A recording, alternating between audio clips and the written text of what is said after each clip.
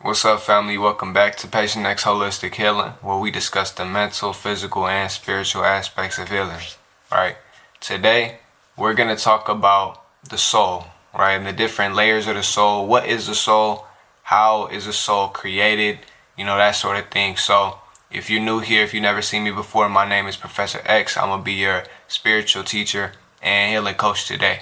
Without further ado, let's get right into it. First and foremost, I want y'all to know that all of this information is coming from my spirit, things that I've learned in my spiritual journey, and certain spiritual teachers that I've learned from. If you want to know more about these topics, go check out Genie Dot. He taught me a lot about this. I took that knowledge, combined it with some experiences that I've had, and I brought to you this chart right here, right?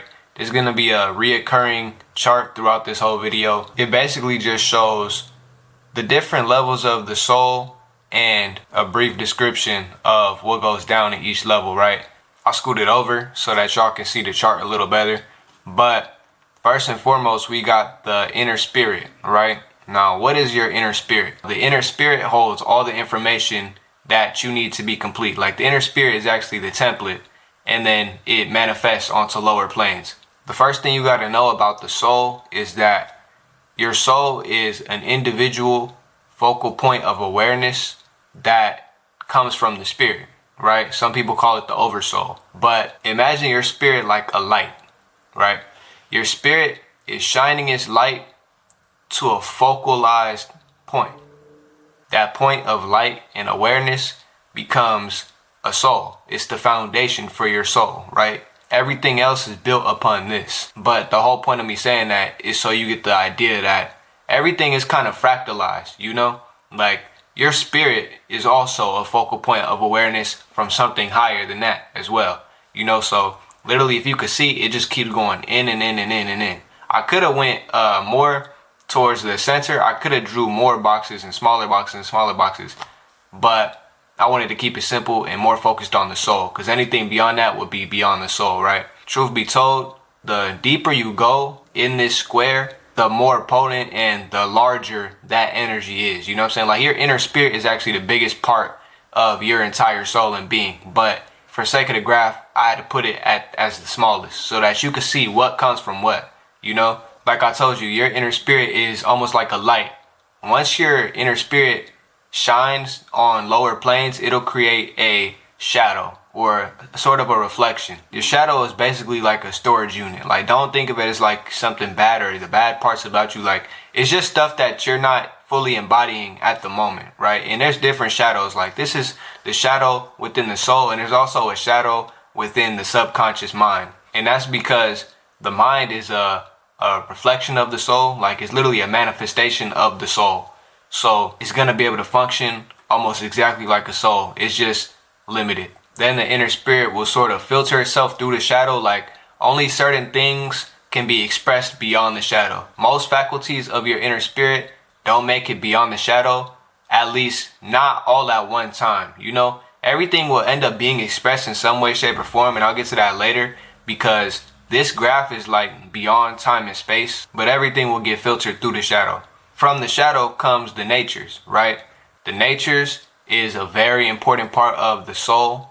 It comes from the most primal aspects of yourself, right? It's a combination of different animal energies, different celestial and higher energies. For example, I have a lot of bird energies, a lot of like reptile, snake energies, different feline energies, a bunch of different animals. And these are like the most primal instincts of you. They create your most primal aspects and gestures, right? The natures are the aspects of ourselves that basically give us character. You know what I'm saying? Like I told you, there's all types of different energies coming together to create a character profile. So you'll have literally like sun, moon, Venus energies like this. The whole nature's aspect of your soul is why astrology even works in the first place. We all have inherent cosmic and primal energies about us, and all of that resides in the natures. So way back in ancient times, when people would worship nature, different pagans, Egyptians, even like Greeks and Romans would worship nature, they were really just worshiping this aspect of themselves. So your natures is what creates your unique identity, basically. And then next we have the past lives. I liken it to your Akashic records because I know some people identify with that word, but that's not really what it is. It's almost like a storage unit. Like each one of these levels is a storage unit. That's literally what your soul is. Beyond the spirit aspect of yourself is literally just storage. You're literally a cosmic hard drive for a bunch of different things. And then you plug into this realm or that realm. But within that past life zone, you can actually tap into all of your past lives. And like I told you, this whole graph is beyond space and time. So you could tap into lives that are happening simultaneously. Like all your lives are really happening simultaneously. Yes, you're within this specific timeline and that's where you incarnate. But outside of this timeline, it's only now, you know? So you can tap into those timelines and those past lives now.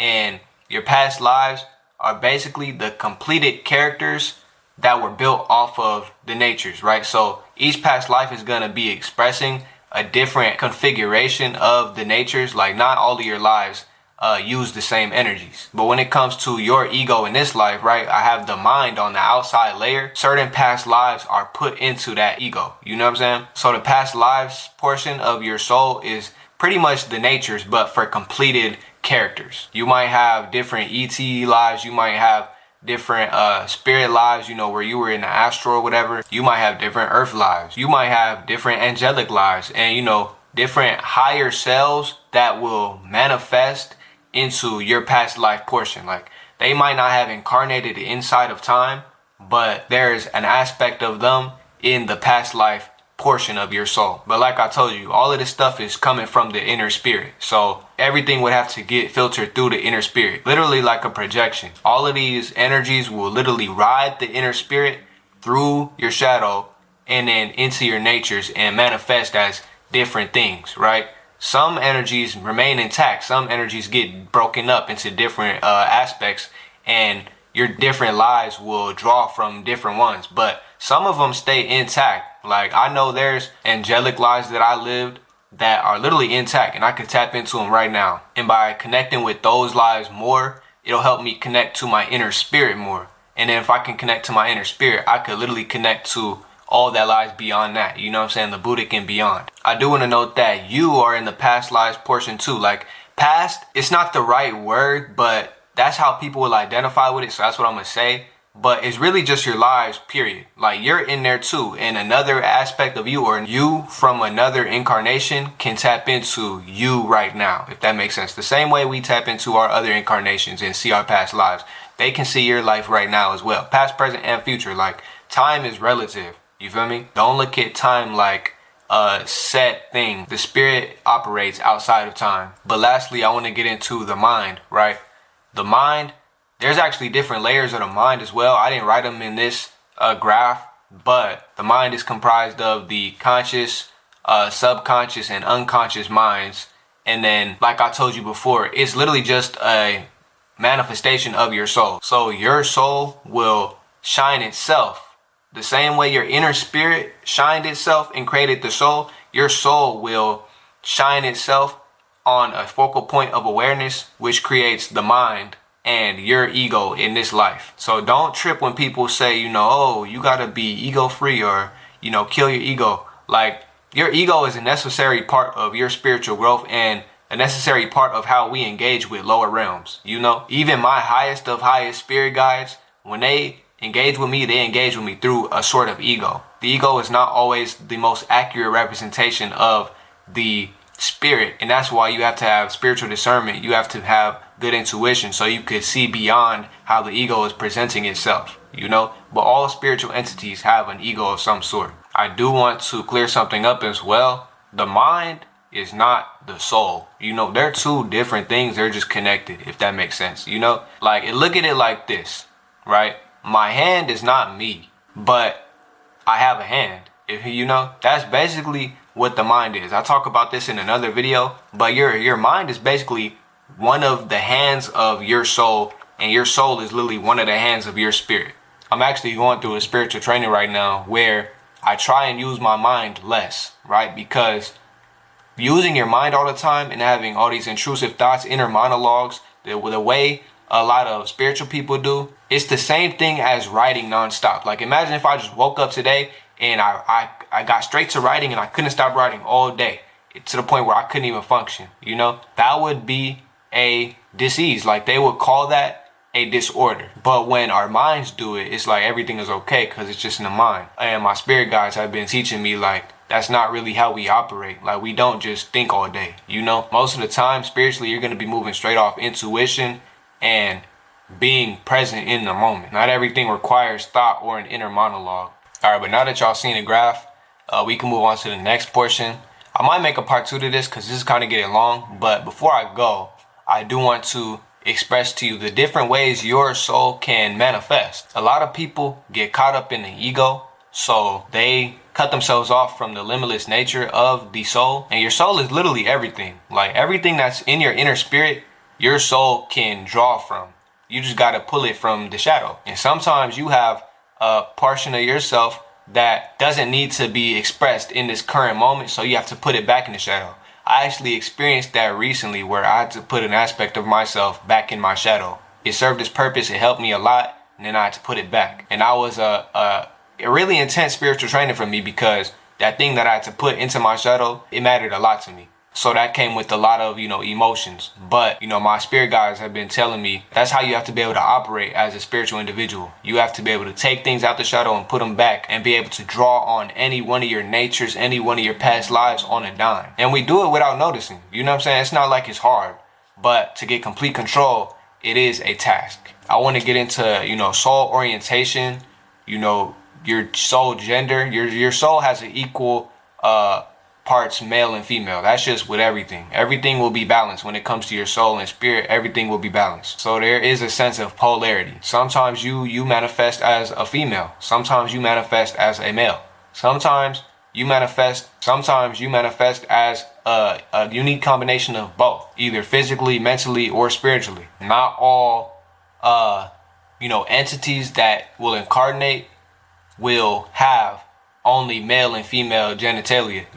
A lot of entities, especially earth animals, will literally have no gender or both genders. A lot of plants are like that. Even snakes, certain snakes are like that. Certain snakes are only female. They literally do what's it called, like parthenogenesis or something, where they can give birth on their own. They don't need a mate. It's asexual reproduction. So that being said, I don't want people to feel afraid to express any aspect of their soul. You know what I'm saying? It's certain aspects of my soul that maybe aren't, politically correct or cool or some shit like that. Like, fuck that. I don't care. Manifest and express yourself how you want to, and draw from your unique natures so that you can be authentic. You know what I'm saying? The beauty of authenticity is that you are everything. So you can be anything that you want to be. You know what I'm saying? Sometimes life calls for us to be this, so we have to be that. Sometimes we want to be this, so then we just go be that. Don't let people tell you that you're fake or you're inauthentic. Some people are inauthentic, and they're not truly drawing on their inner natures. They're drawing on somebody else's nature that they witnessed, and that's a whole other video. But there is a way to become something that you observed, but don't do it from an outside looking in type of deal. You should look at it from an inside looking out type of deal. Okay, I'm this on the inside, so I'm gonna do this. It's all about finding the unique combinations of energies and frequencies that will make up you. That's it for today's video, man. This was kind of a long one. Thank you for sticking around. Much love and blessings to you all. Make sure to like and subscribe. If you have any comments, please leave them down below. Make sure to hype up the video and boost me in the algorithm. And I'm going to see you all in the next one. Peace.